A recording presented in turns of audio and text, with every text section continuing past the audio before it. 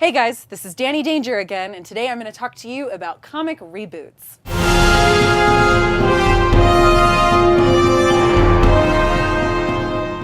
I think that should be our cut noise, is just a really loud fart noise. It's funny. It's always going to be funny. One of the most intimidating things about reading a comic or picking up a new comic for the first time is continuity and reboots.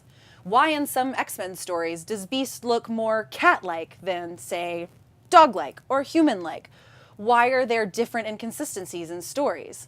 Why are there several different Wonder Woman titles from different years? A lot of times, comic book companies will reboot a character when they feel like the character or the setting of the time needs to be retold to make it more applicable to our standards today. Insert fart noise here. If you were reading a comic book from 1956, it would definitely have a lot of different context than, say, a comic book from our day and age. Making characters more applicable to our generation is part of how comic books continue to capture new audiences year after year and generation after generation and age after age.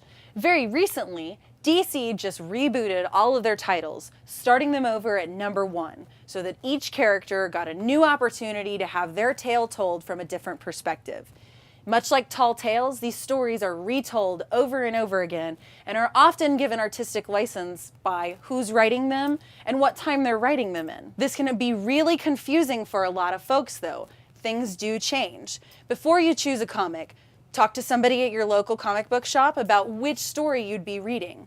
Or do a little bit of internet research. Websites like Wikipedia do a great job of separating each comic book story arc, allowing you to have access to all sorts of different stories from different years so that you don't get confused. All right.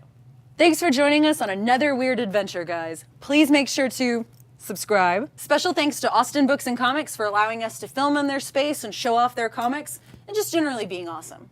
The Human Torch was denied a bank loan.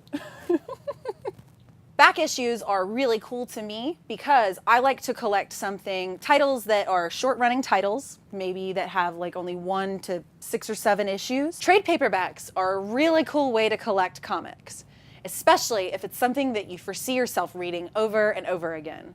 I myself have split in half 2 paperback copies of 2 separate volumes of Fables just by rereading them over and over again.